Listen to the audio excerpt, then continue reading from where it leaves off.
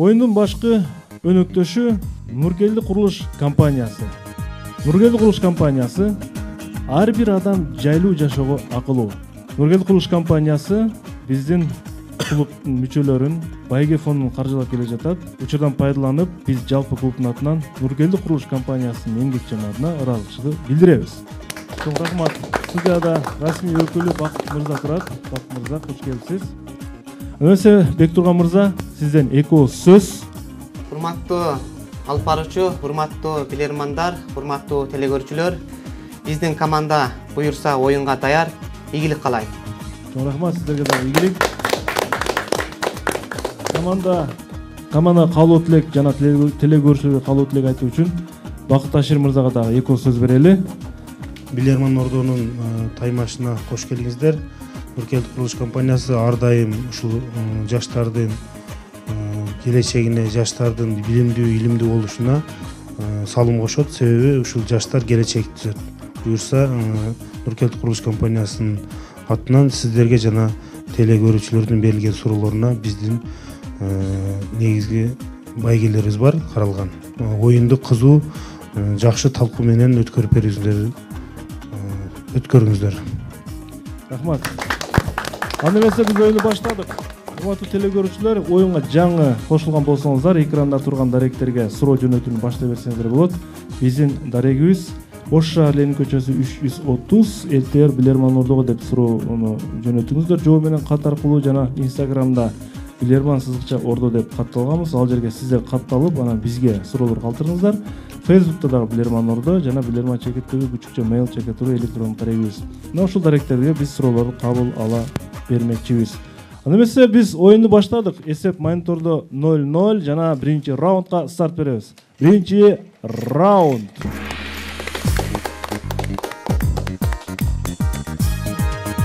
Эгерде суроонун жообун дароо тапкан болсоңуздар, белги берип, жооп даяр десеңиздер болот. Ишеничтүү болсо, туура жооп берсеңиздер, демек, ошол үнөндүргөн минута сиздердин пайдаңыздарда кала бермекчи. Сиздерге каршы Зарина Максытова суроо жөнөткөн Кызылкыя шаарынын тургуну. Урматтуу билермандар.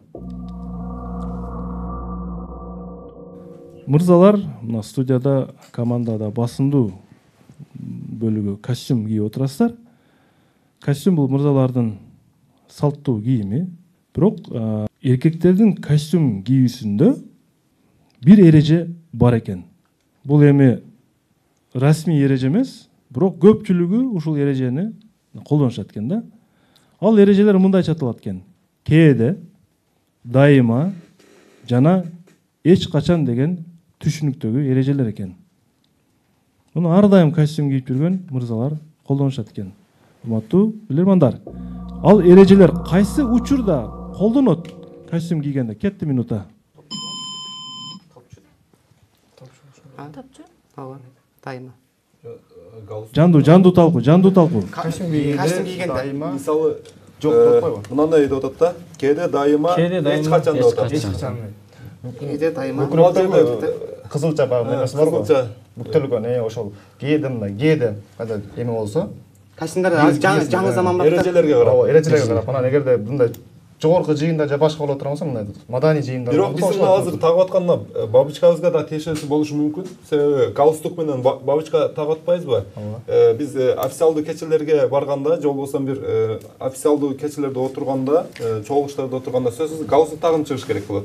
Ал эми кечки жыйындарга байгандай ресторандарга барганда башка нерсе. Ошондуктан бул костюмга байланыштуу болуп атат. Өзүнө тиешелүү болот. Ушул көкрөккө салынган эмес. Топчу же ушул да башка ушул. Топчу да маанилүү, себеби кээде дайыма деп атат. Кээде такпайбыз. Анан Бектурган мырза, болушу мүмкүн. Убакыт аяктады. Ким жооп берет? Бул суроого өзүм жооп берип тура көрүп атам. Команда менен келишип, бул жерде биз ушул костюм дегенде биз ар дайым эске алып, бул жактагы Кутубектикин дагы эске алып, ар дайым чөнтөгүбүзгө дагы баягы атын билбей атабыз. Мындай платочканы дайым салып жүргөндө мындай коздук үчүн дайым встречандай жолугушууларды салып жүрөбүз, бирок негизинен мен айтып атам ушул бул топчу деп. ошого токтолуп атам. Топчу болгондо кээде дайыма жана эч качан деген кандай тиешеси бар бул сөздөргө топчулардын? Дайым эле топчуңу алып жүрө бербейсиң. Кээде болсо, мисалы встречаларда дайым топчуңу 2 топчу болгон болсо, мындай жолугушууларда 1 топчу муну такканга туура келет. Демек сиздин жообуңуз топчу. Топчу. Жооп кабыл алды. Демек, Бектурган мырзанын жообуна карай турган болсок, назарга тутулган нерсе мына ушул. Жооп туура. Туура эсе турмал. Бул жерде костюмдун топчулары жөнүндө сөз кетип жатат. Мисалы үчүн 3 топчулуу, 1 топчулуу жана 2 топчулуу костюмдар бар. 1 топчулуу костюмдар ал дайыма топчуланат. 2 топчулуулар кээде дайыма, 3 топчулуу эч качан кээде жана дайыма болуп бөлүнөт экен. Команда өзүнүн эсебине 1 упай ачты. 10 жылдык тажрыйба, ынтымактуу жамаат, кесипкөй адистер. $1 69 сом 80 тыйынга бааланган туруктуулук. Баштапкы төлөм 20%, бөлүп төлөө мөөнөтү 30 ай. Кең экологиялык аймак, суу бойлой аллея, арзан жана мыкты сапат. Мунун баары Нургелди курулуш компаниясында. Нургелди курулуш компаниясы ар бир адам жайлуу жашоого акылуу. Oyun улантылат, экинчи раунд.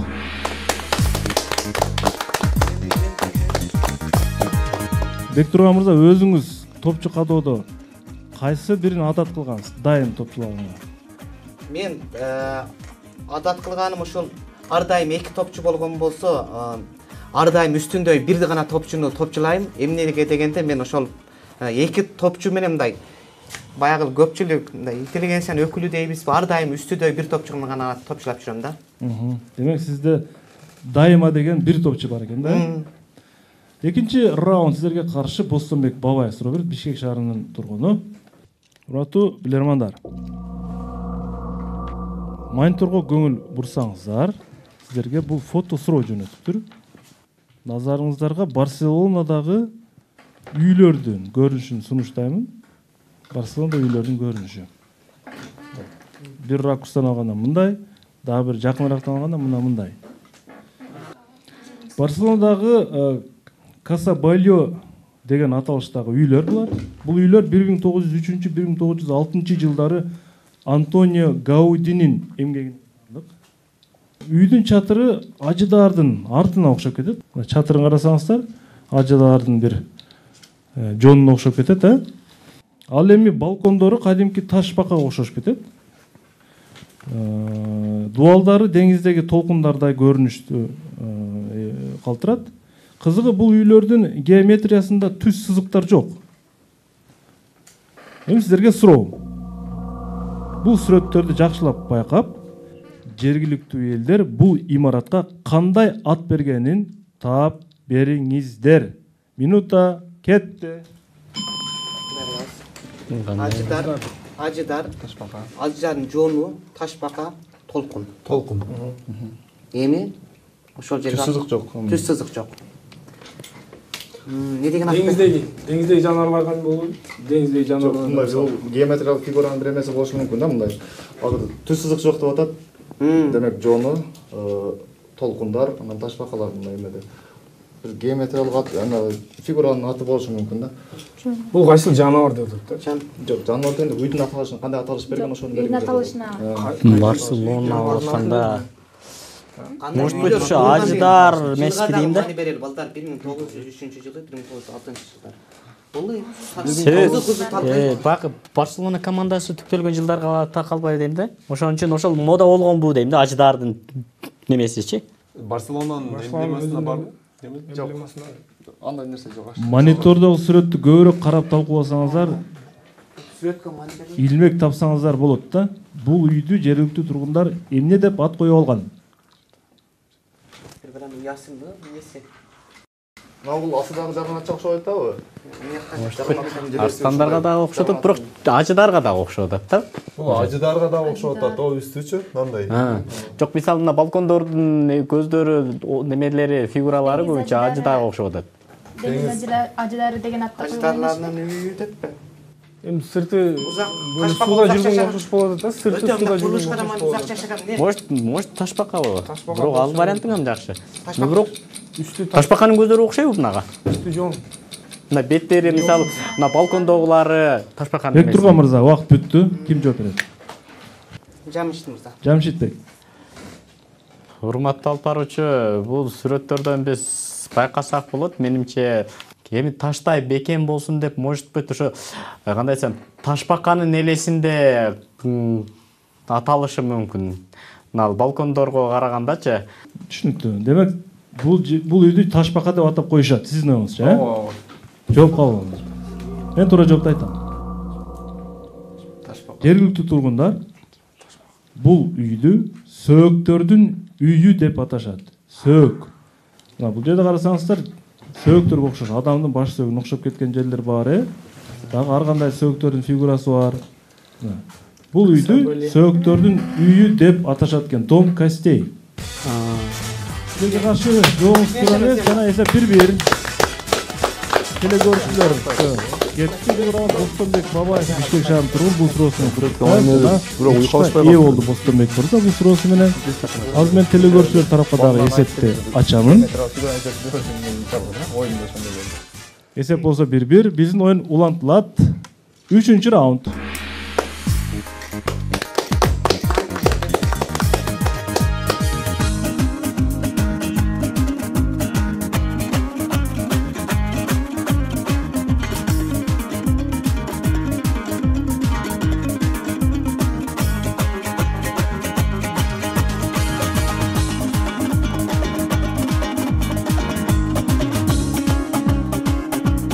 Куранбек Атамалиев Бишкек шаарынан сиздерге каршы суроо берет.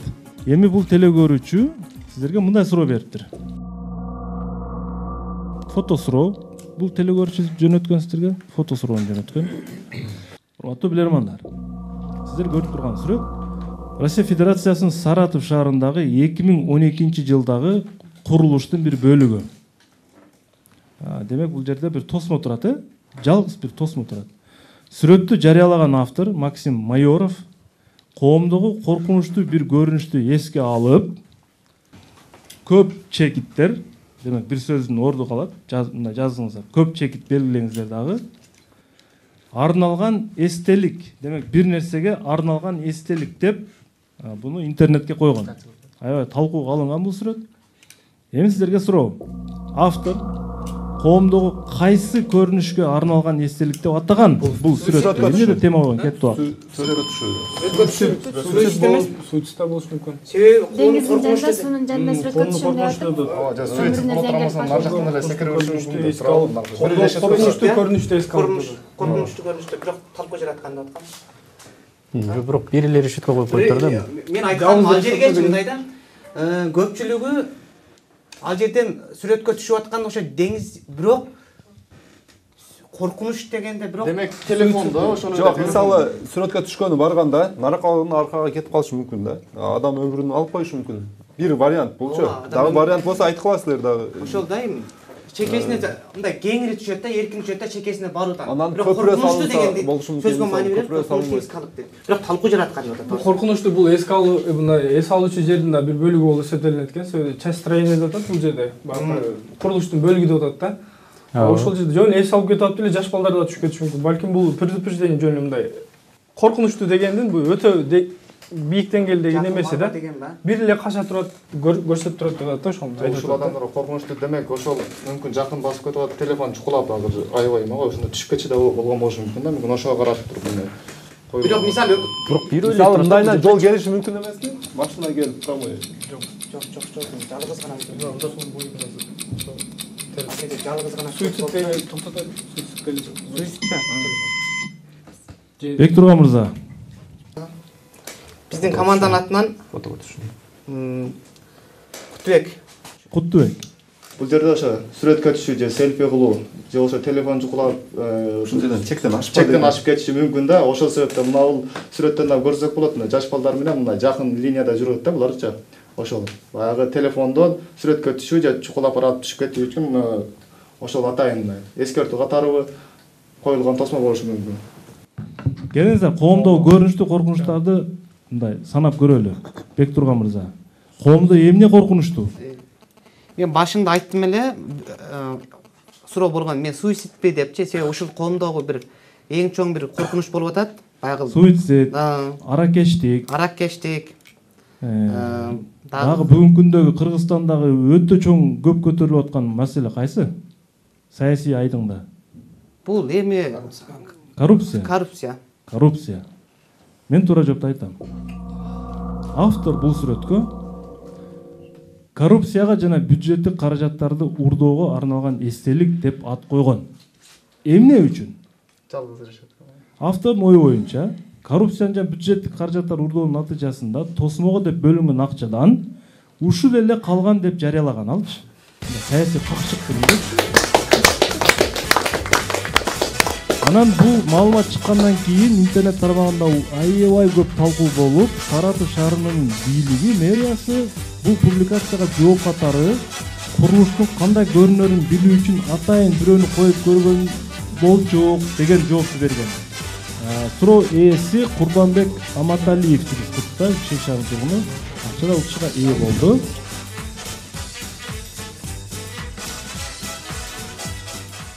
Оюнлантылат 4-чү раунд.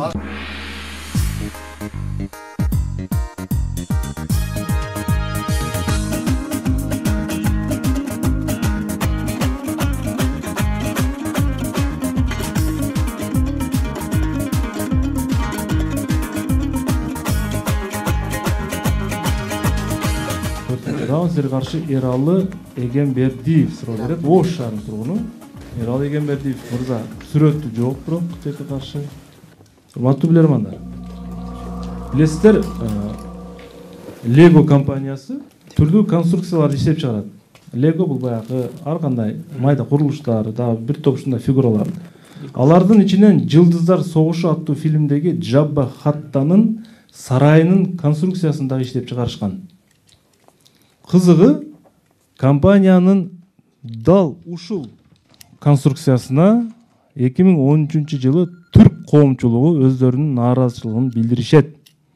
Жана бул конструкцияны кайрадан иштеп чыгарбоолорун талап кылышкан.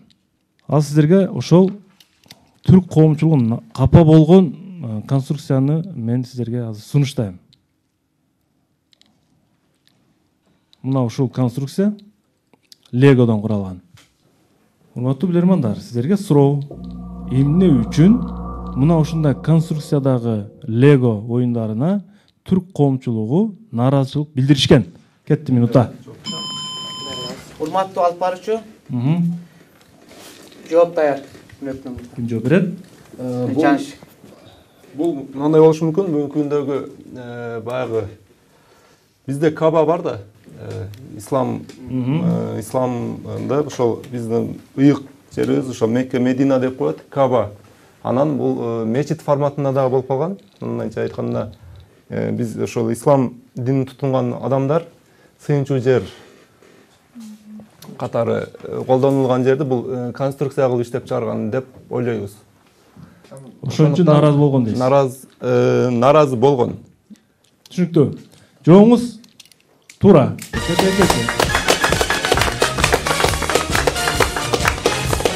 Телекөздөр менен теңдештик билермандар. Эсеби 2-2. Бүгүн биз 9-чу турду ойноп жатабыз. Премьер Лига жаңы команда атсалышып жатат. 5-чи раундга старт беребиз. 5-чи раунд.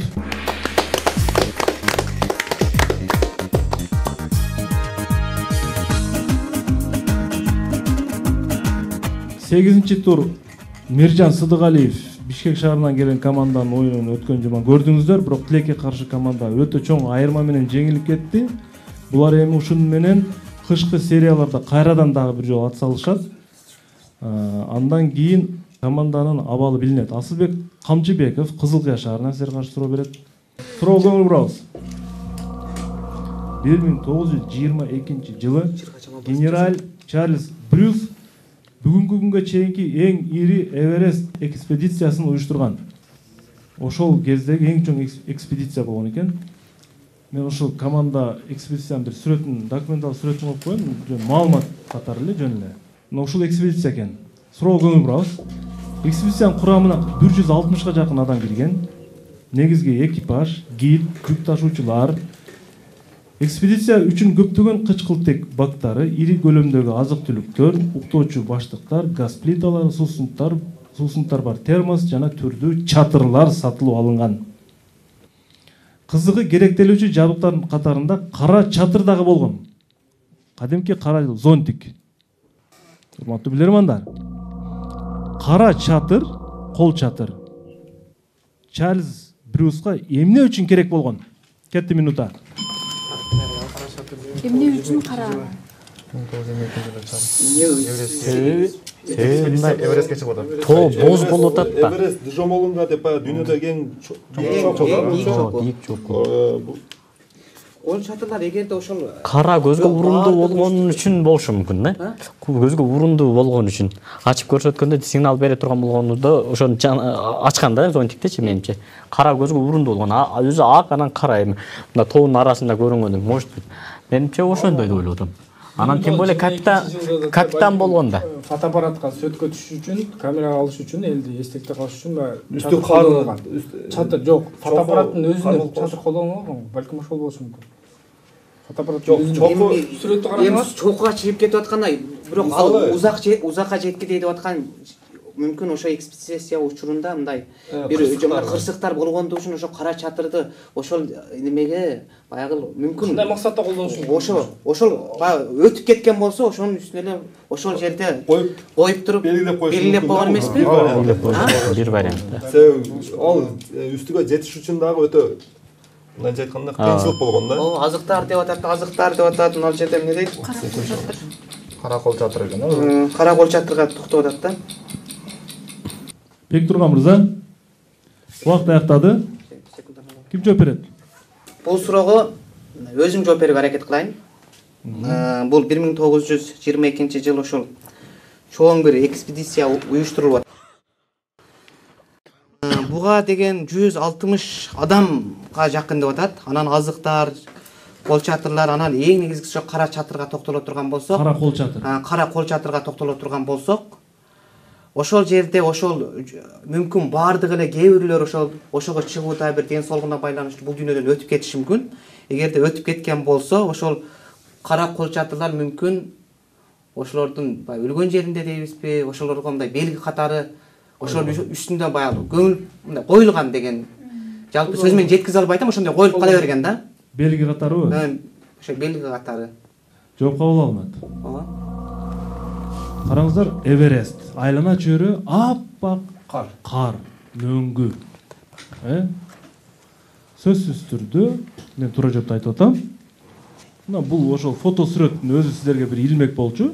Сөзсүз түрдө экспедиция биз экскурсияга чыкканда, эс алууга чыкканда фото сүрөткө түшөбүз. Ошол мезгилдерде тартылган фото сүрөттөр пленка түрүндө болгондуктан күндүн нуру тие турган болсо, анда ал күнгө күйүп калган. Ошол жагдайды эске алып, кара кол чатырдын негизинде фото пленкаларды сактоо максатында пайдаланышкан. Урматтуу команда. Туура жооп бар болчу. Бар болчу. Эмнегедир Нарген мырза, да ким өзүңүздөрдүн оюңуздарды ортого бышыктай алышыңыздар керек. Мен муну бекемелей ишенип турам, бул фотоаппарат үчүн алынган деп айтсаңыздар да болмок. Балким 3-2 эсебинде бул раунд жыйынтыкталып атат. Жол издедик, жылдап, айлап, жумалап.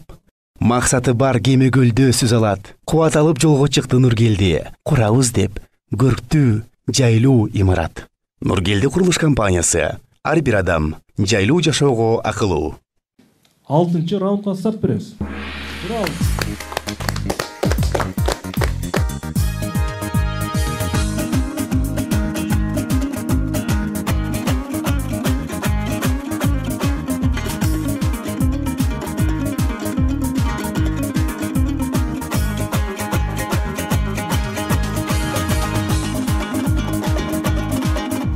Гүлана Имарали кызы. Ош шаарына сизге каршы суроо берет. Мен сиздерге телегөрчү суроосун окуйм. Урматтуу билермандар. Стамбулда өтө көп мечит бар. Сиздер көрүп турган мечит 1500-жылдары жашаган Шемси Пашанын атына коюлган мечит. ошол паша мечит курууну ниеттенип, башка мечиттерден айырмаланып, куштар, чымчыктар, канаттуулар конбой турган бир мечит курууну көздөйт. Ошол кездеги эң белгилүү архитектор Мимар Синанга ушул ниетин айтат. Мына ушундай мечит куруш керек. Анткени биринчиден булганбайт мечиттин үстү, экинчиден чымчыктар чурулдап тоскоолдук кылбайт деген бир оюн айтат.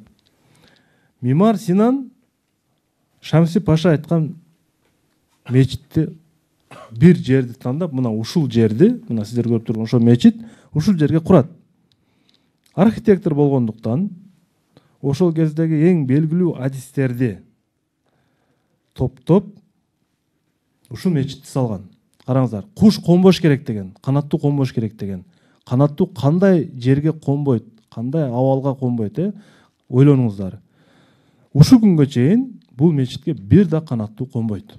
Урматтуу билермандар. Эмне үчүн куштар бул жерге кона албайт? Эмне сыр бар бул жерде? Кандай архитектуралык бир сыр колдонулган бул жерде? Минута кетти.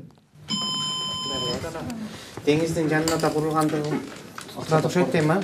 Ошол деңизде курулганына болушу мүмкүн. Себеби мына жерде толкундан шамал айдап, анан же болбосо кеме өтүп турабы?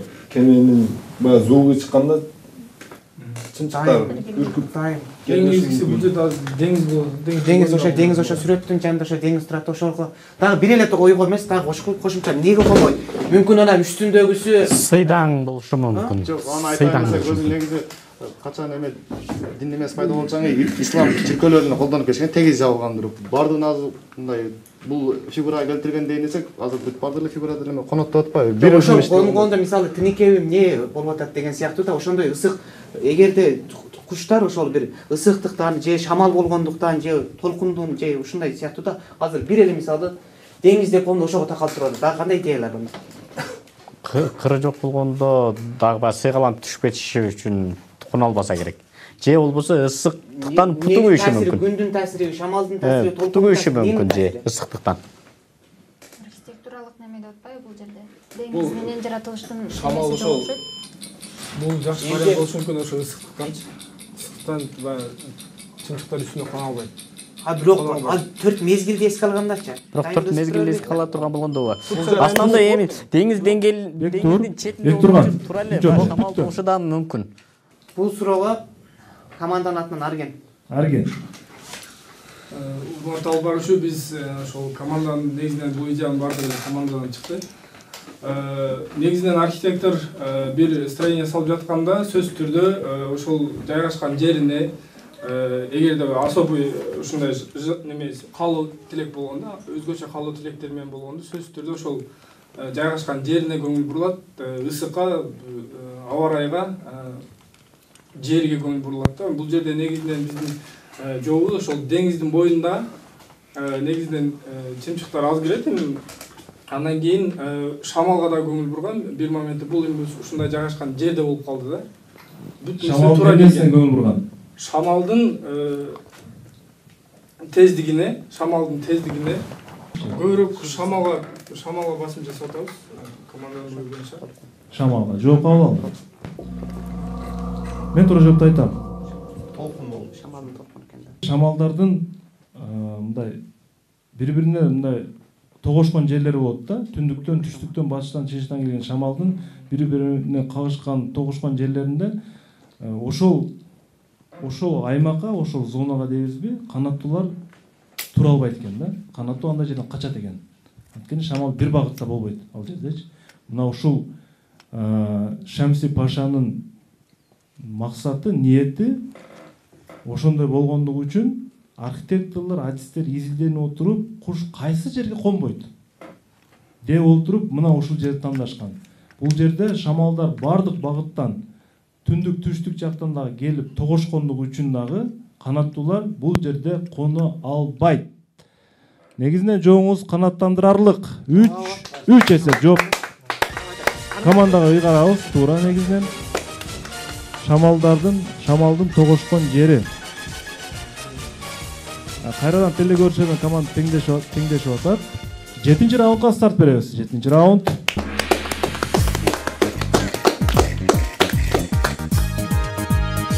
Куттубек мырзаны сөзгө тарталы. Куттубек мырза Ошмонун студенти. Бала кездеги туялыңыз ким болууну каалачу? Куттубек.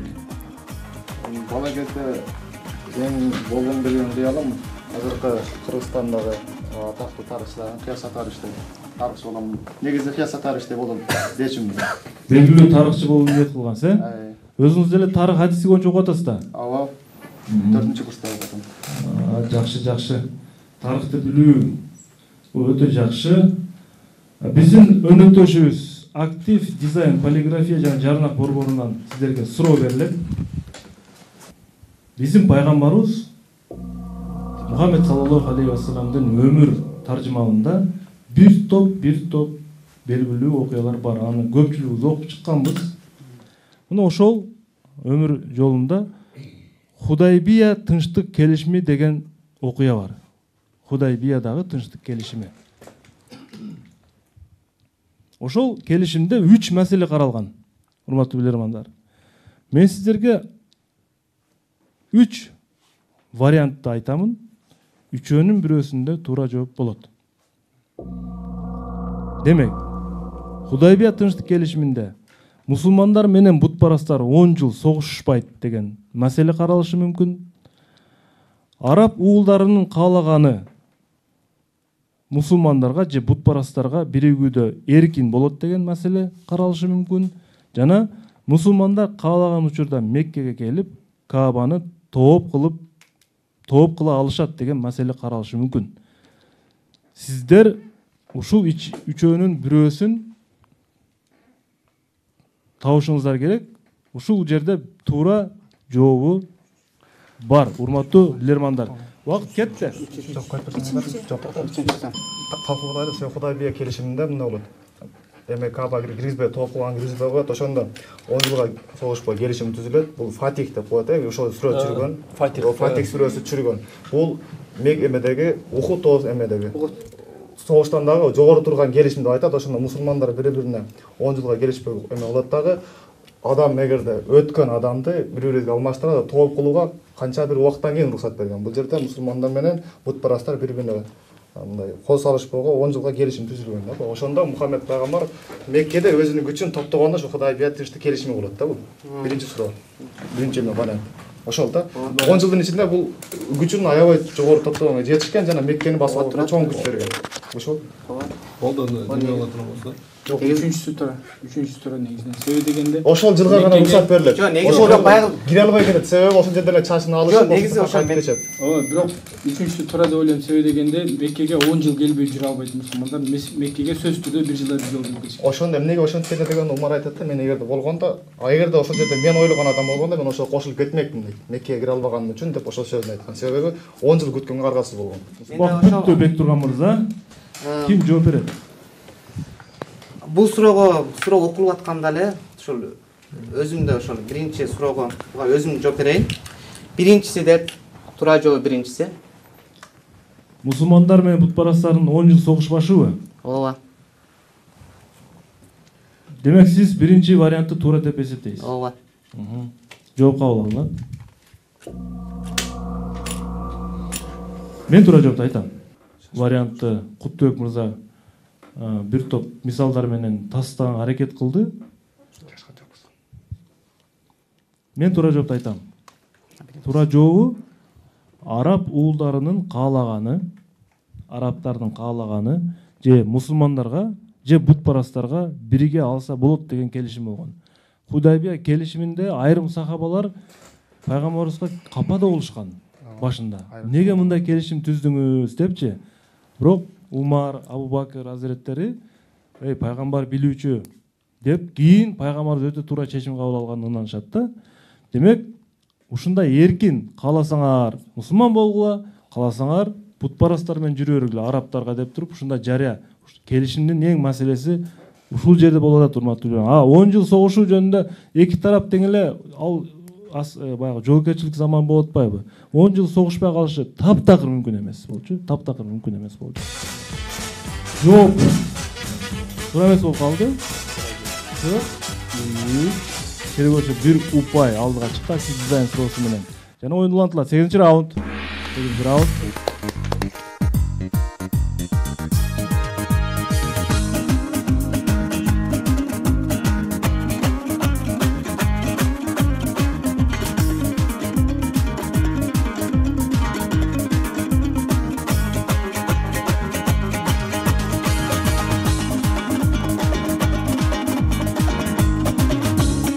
Медер кызы Айгерим сиздерге каршы сурап, Ноокат район тургуну.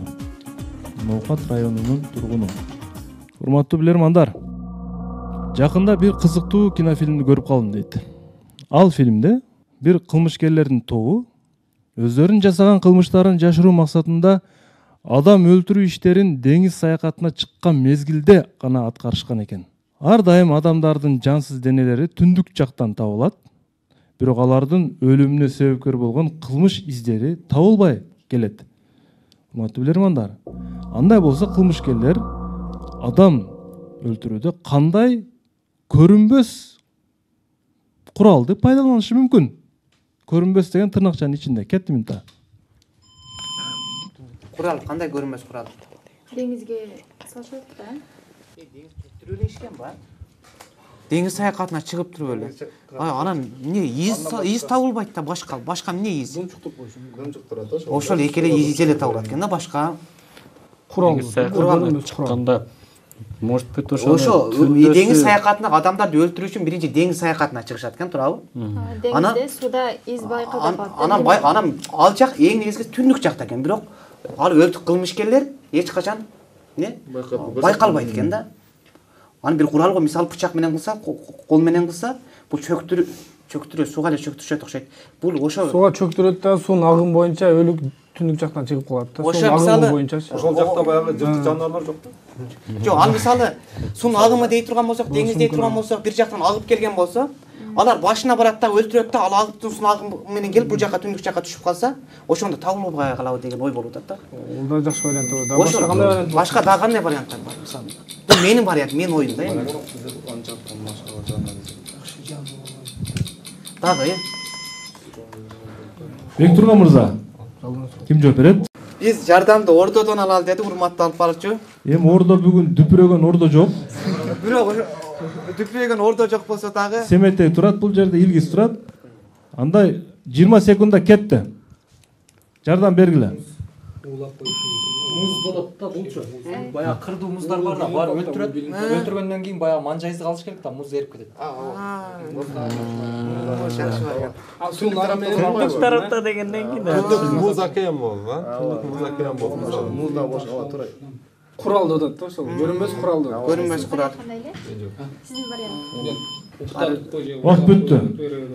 Бектурган. Урматтуу алып баруучу, биз ордодон жардам алып, ошого таянып, бул көрүнбөс курал дегенде биз ошол муз эске алып атабыз, себеби муз менен муздун дагы чындап билебиз. Бизде деле чоң муздар болгон болсо, ошол муздар менен мындай бир нерсени уруп же адамдардын өмүрүнө коркунуч зыян келтирсек болот да. Ошого биз ошо музга токтолдук. Бул версия менимче ордодон чыкты, Ордодон чыкты. Ордонун жардамы туура. Бул муз болчу.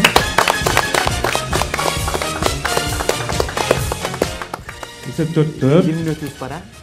Коомго айтчу, чоң жаңылык жар салып, колу коңушу туугандарга айталык. Эмгек менен иш баштады Нургелди, элге кызмат кылуу үчүн там салып. Нургелди курулуш компаниясы. Жашообуз жакшылыктарга бай болсун. 9-чу раунд.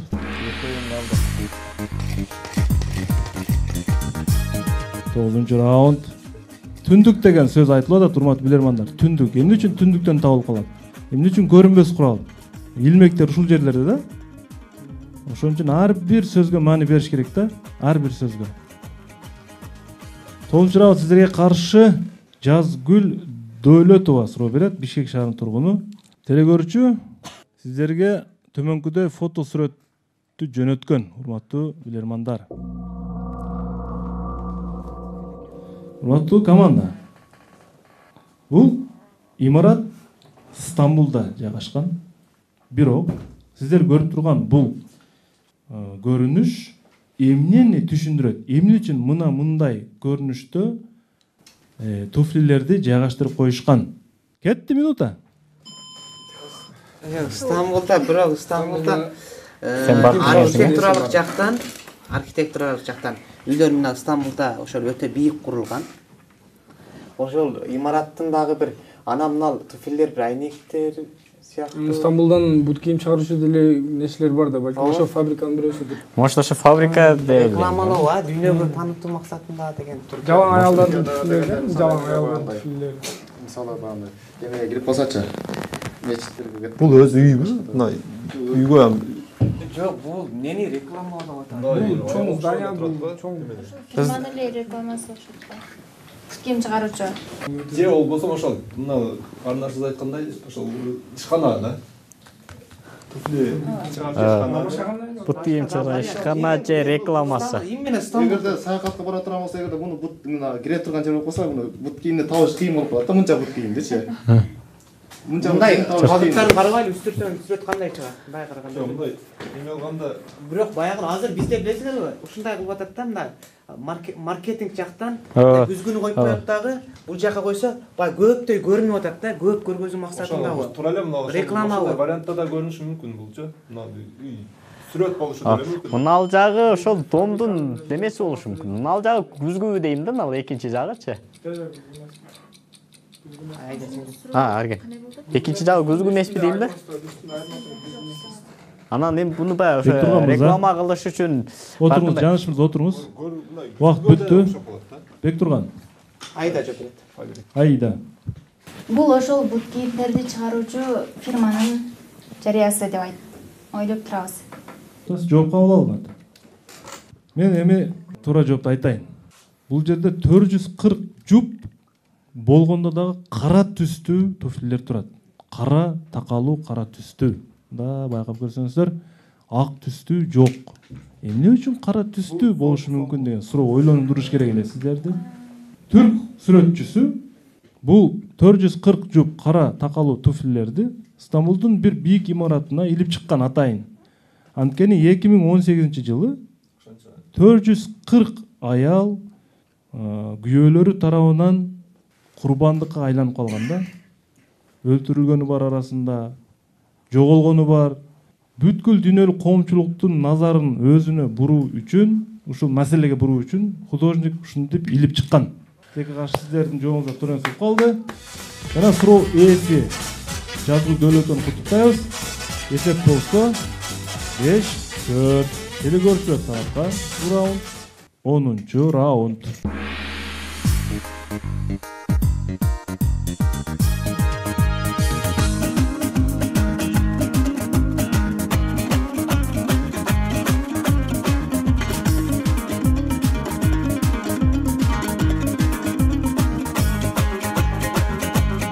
Мимоза Жаныбек кызы, Нарын облусу Актала району турган сизге каршы суроо берет. Мониторго назар салсаңыздар, мониторго. Сынчылар ушул кроссовканын дизайнынан, түзүлүшүнөн, көрүнүшүнөн бир нерсени көрүп калышкан. X деп атат да, анычы телегөрчү X деп белгилеп коюп атат. Ушул нерсени көрүп, дейт, муну жайылтууга тыюу салыш керек деген. Ал эми россиялык колдонуучулар болсо, бул спорт кийимдерден X эмес, Y-ті көріп қалышқан, демек дагы бир элементти көріп қалышқан. Дизайнерлер биздин орус классиктерин жакшы көрөт экен дешип, сынчылардын айтканын четке кагышкан. Орус сынчылар кайра сүйүнгөн. Биздин классикти жакшы көрөт экен, бул Puma компаниясы деп. Урматтуу билермандар. Сиздер X менен Y ким экендигин айтыңыздар. Бул жерде футболдогу талабы кайсы? Мына эме болсо, бири форма Адольф Гитлердики болушу, экинчи Гоголь болушу, ошону мен ошол болушу мүмкүн да. Ошол сүрөткө окшош да. Адольф Гитлердики анан Гоголь. Эмеден мурун да турабы? Формасы окшош да, мына чачтарын карасаң. Окшоп турат да, мына. Формата да турат. Адольф Гитлер менен Гоголь болушу мүмкүн. Ошол да. Ошол. Урматтуу албарчу. Мойлолору немелери, Угуп атам. Жооп даярбы? Жооп, мурда эле даяр болду. Токтотобуз, убактыны ким жооп берет? Куттубек жооп берет. Куттубек. Бул жерде мына Адольф Гитлер немесинен мындай чачына же башка нерсесине окшош болуп турат. Ошол себептен мындай жаман көргөн болушу мүмкүн. А бул жерде орус классики деп атабыз. Эме Гогольдун мындай эмесине чачтагы прическасы окшош экен. Ошого болгон болушу мүмкүн. Ушул себептен орус немелери жакшы көргөн, сатып алуучулары же башкалары жакшы көргөн болушу мүмкүн. Жооп кабыл алыңдар. Жоопту азыр мен сизге көрсөтөм. Кутбектин жообу туурабы же туура эмеспи?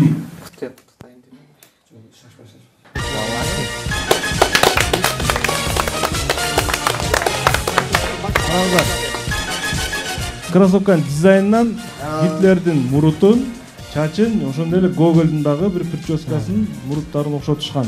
Негизинен жооп туура 5-5. Менимче Блиц раунд калды бул жерде. Супер Блицти көрсөтүп коюңуз. Супер Блиц 3 суроо 20 секундадан берилет. Команда толугу менен ойнойт. Команда даяр Бектурган мырза? Буюрса даярбыз. Сиздерге каршы биринчи суроону Ноокат шаарынын тургуну Абдулхамид Курбанов берет. Бул телегөрчүнүн суроосу төмөнгүдөй. Белгилүү балдар жазуучусу Европадагы Ганс Кристиан Андерсен дайыма уктаар алдында жаздыгынын астына кагазга бир сөздү жазып, анан уктаганды адат кылган. Суроо: кагазга эмне деп жазып, анан уктаган Андерсен? 20 секунда кетти. Эмнени жазышы мүмкүн? Эртең менен ургунгунда сөздөрдү окуп турган сөз болушу мүмкүн. Эртең менен Андерсен. Может, өзүнө мотивация берген сөздү жазып аткандыр да. Эртең менен алып окуганга. Кутмантаң деген кичине сөз. Мисалы ошол Ошондук эмеспи? Андерсенде көргөн кичинекей канзадагы эмне деген ошондой кептенген бирдеке болушу мүмкүн деп атат. Менимче ошо өзүнө мындай мотивация бериш үчүн жазып коюп жатып эртең менен ошону окуган. эмне болмос? Бектурган 20 секунда аяктады. Команданын атынан Кутбек. Дүйнөлүк рейтингде ошо жомокторду жазуу боюнча Андерсендей өтө көп жазган адам жок да. Ошон үчүн жомоктордун падышасы ошондой деп жазган болушу мүмкүн. Улуу жомокчу, мен туура жооп айтып атам. Улуу жомокчу уйкуда жатканда анда ушундай бир фобия болгон экен, фобия, коркуу. Аны өлдү деп ойлоп, жакындары көмүп салышат деп ар дайым коркуп жаткан да булчу. Мен тирүүмүн. Демек ал кагазга мен тирүүмүн деген сөздү күнүгө жазып уктаган. Урматтуу билермандар. Аттиң. Бирок команда өтө жакшы көрсөтүп атат бүгүнкү оюнда. Жакшы. Анткени биринчи жолу ойносундагы 6-5 эсебинде бир гана упай менен телегөрүүчүлөрдөн жеңилип калышты. Оюн болсо мына ушул соңуна чыкты. Абдулхамид Курбанов Аны чыгармадан да эч ким бирок Андерсен кызыккан эмес. Куттуктайбыз телегөрүүчүнү. Мына ушинтип күндүз серияларынын 9-туру телегөрүүчүлөрдүн пайдасына чечилип калды. Бирок бул мына бул жерде Семетей мырза турат, Илгиз мырза турат, Бакыт мырза турат. 6-5 чыгыш керек эле вариант. Өтө мындай жакын барышты жеңишке, жакын эле барып калышты. Эч нерсе эмес. Оюн жыйынтыкталды. Эми Бакыт мырза. Нуркент курулуш компаниясы эң мыкты билерман деп Кутбек мырзаны таптык. Эң мыкты суроо деп 3-чү жана Саратовдагы коррупцияга байланышкан суроо аябай жакты. Ушул мыкты суроо, мыкты оюнчу деп Нуркент курулуш компаниясынын атынан белегибиз бар. Демек сиз Курбанбек Атамалиев Бишкек шаарынын тургуну, ошол Россиядагы Саратов шаарындагы жалгыз тосмо тууралуу коррупцияга каршы мындай бир байланыштуу суроону эфирге берген болчу. Чындыгында жакшы суроо. Мына ушул суроо бүгүн ушул Нуркент курулуш компаниясы тарабынан мыкты суроо деп табылып, бул командага акчалык себепти да кошумча алып беребиз биз. Буюрса. Жана Кутбек мырзаны дагы мына эки тараптан сунушталып атат. 1000 сом акча Кутбек мырзага өзүнчө берилет. Бектурган мырза, оюн кандай болду сиздин оюңузча? Оюн орто болду, өтө жакшы эмес.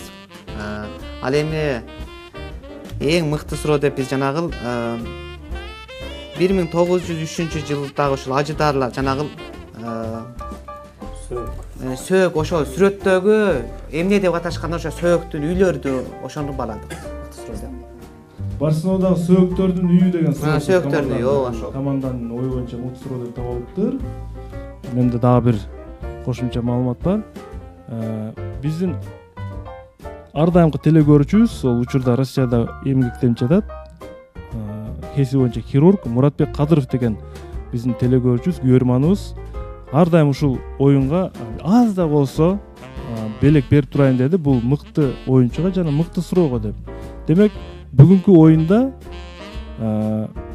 Куттубек мырзага Муратбек Кадыровдун атынан 1000 сом берилет. Өзүнчө жана мыкты суроо катары бул жерде эки телекөрүүчүнүн суроосу айтылып калгандыктан экөөнө 500 сомдон 1000 сомду дагы Муратбек Кадыров жөнөткөн. Бул болсо ушул Курбанбек Атамалиевдин суроосуна жана азыр сиздер айткан Босомбек Бабаевдин суроосуна ушул эки суроого дагы 1000 сом акчаны биз Муратбек Кадыровдун атынан тапшырабыз. Бакытбек мырзаны да сиз сыйлыгыңызды тапшырып койсоңуз, командага бир азыраак сыйлыгы бар. Бирге курулуш компаниясынын адыңызды жол бере катары бир 200 сомдон кошуп койдук. Утулсаңыздар да сиздердин поддержка. Рахмат.